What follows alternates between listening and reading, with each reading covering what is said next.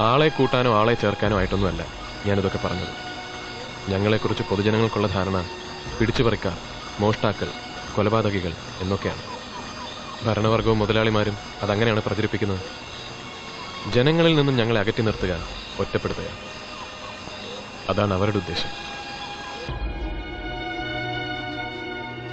രവീന്ദ്രൻ സാറിന്റെ കളിക്കൂട്ടുകാരിയല്ലേ ഈ സാറ? അവൾ എങ്ങനെ വിധവയായി?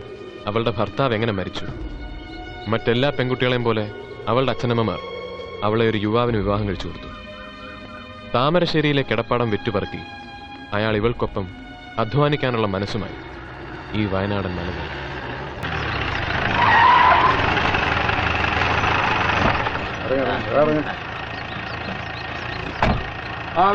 കൈയോടെ പോയി മുതലാളിയെ കാണാം. കൊച്ചിന്റെ വീട്ടിലിരിക്കട്ടെ.